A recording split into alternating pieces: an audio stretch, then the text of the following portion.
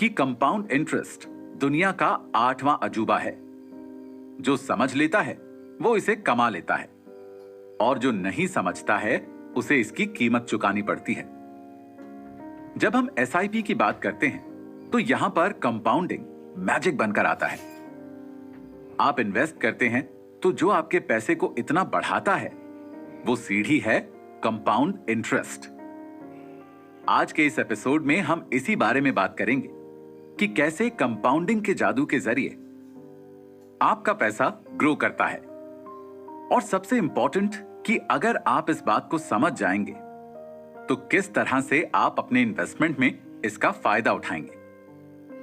आज के एपिसोड में आप समझेंगे कि कैसे केवल 1000 रुपए हर महीने इन्वेस्ट करके आप करोड़पति बन सकते हैं।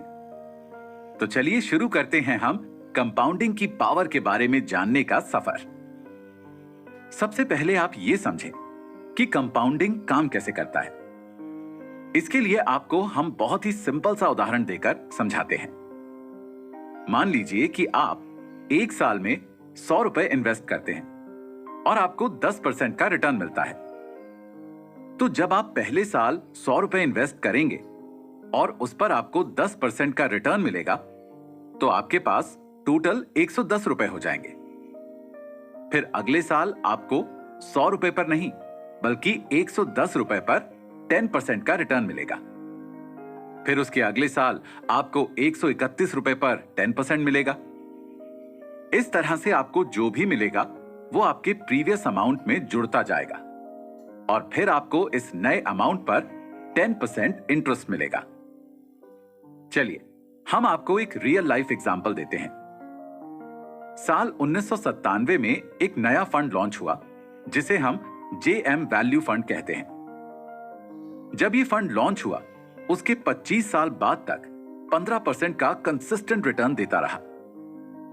मान लीजिए इस समय किसी ने यह डिसाइड किया कि उसे एसआईपी शुरू करना है और उसने एसआईपी के लिए इस फंड को चुना। प्रिंसिपल अमाउंट के तौर पर वो हर महीने 8000 रुपए एसआईपी के फॉर्म में इस फंड में डालता रहा। पहले तो वो 10 साल तक 8000 रुपए हर महीने एसआईपी के फॉर्म में इस फंड में डालता रहा। 10 साल में उसने 9 लाख के आसपास इन्वेस्ट कर दिया और इस पर उसे 23 लाख रुपए के आसपास पैसा मिला। ऐसे ही जब वो इतने ही पैसे को 15 साल तक इन्वेस्ट करता रहेगा तो 14 लाख इन्वेस्ट करके उसे 58 लाख रुपए मिलते। अब बात करते हैं यहां पर असली मैजिक की। अगर उस बंदे ने 8000 रुपए हर महीने इन्वेस्ट करते करते 25 साल तक इन्वेस्ट किया होता तो कुल मिलाकर उसने 24 लाख रुपए इन्वेस्ट किए होते। और क्या आप यह गेस कर सकते हैं कि उसे कितना पैसा मिलता? इसके बदले में उसे 3.3 करोड़ रुपए मिले होते। तो देखा आपने कंपाउंडिंग के मैजिक के कारण कितना ज्यादा प्रॉफिट हो सकता है। पर इस प्रॉफिट को पाने के लिए कुछ फैक्टर्स का ध्यान रखना पड़ता है। चलिए यह समझते हैं कि कैसे और किन किन फैक्टर्स को ध्यान में रखकर आप कंपाउंडिंग के बेनिफिट को यूज कर सकते हैं।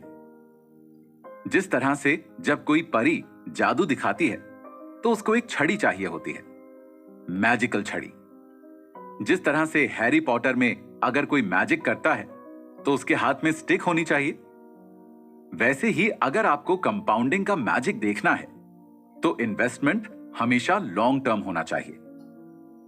अगर आप लॉन्ग टर्म इन्वेस्टमेंट करते हैं तो कंपाउंडिंग का आपको मैक्सिमम बेनिफिट मिलता है। दूसरी चीज है, आप अगर कंसिस्टेंटली इन्वेस्ट करते हैं तो आपको इसका बेनिफिट देखने को मिलता है। मतलब ये कि आपको हर महीने एक फिक्स अमाउंट तो इन्वेस्ट करना ही है। इसलिए जब आप अपने महीने का बजट बनाएं तो उसमें अपनी इन्वेस्टमेंट के लिए पैसा निकाल दें और उसे प्रायोरिटी दें। उसके बाद ये कोशिश करें कि आपके पास कोई ऐसी इमरजेंसी ना आ जाए कि आपको अपना इन्वेस्टमेंट रोकना पड़े। क्योंकि अगर आप कंसिस्टेंट नहीं रहेंगे तो आपको कंपाउंडिंग का उतना बेनिफिट नहीं मिलेगा। आखिरी बात जिसका आपको ध्यान रखना है वो है एसआईपी को टॉप अप करना। मतलब ये कि आपको अपने इन्वेस्टमेंट को इंक्रीज करना है।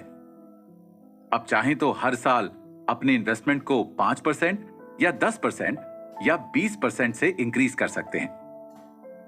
तो अगर आप अपनी इन्वेस्टमेंट को इस तरह से इंक्रीज करते रहेंगे तो आपको कंपाउंड इंटरेस्ट भी पहले से अधिक मिलता रहेगा और अंत में यह आपके लिए एक बहुत बड़ा चेंज लेकर आएगा। अगर आपको कंपाउंडिंग का असली मैजिक देखना है तो आप इसे इक्विटी फंड्स में देख सकते हैं, क्योंकि इक्विटी फंड्स में आपको हायर रिटर्न मिलता है। तो अगर आप लॉन्ग टर्म के लिए इक्विटी फंड में इन्वेस्ट करते हैं तो आपका पैसा कंपाउंडिंग के जरिए बहुत अधिक ग्रो करता है। इसीलिए इक्विटी फंड एक अच्छा ऑप्शन है। आपने ये बात तो कई बार सुनी होगी कि अगर घोड़े पर लगाम ना करो तो घोड़ा जंगली हो जाता है।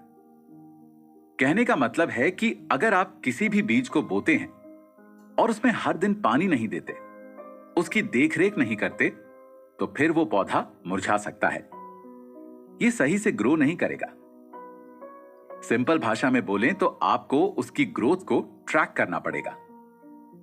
ऐसे ही इन्वेस्टमेंट में भी आपको अपनी इन्वेस्टमेंट के परफॉर्मेंस को ट्रैक करना पड़ता है ताकि आप समझ सकें कि आपका इन्वेस्टमेंट मार्केट में कैसा परफॉर्म कर रहा है। अगर आपका म्यूचुअल फंड अच्छा नहीं परफॉर्म कर रहा है तो फिर उसके लिए आप क्या कर सकते हैं, इन्हीं मुद्दों पर बात करेंगे अगले एपिसोड में।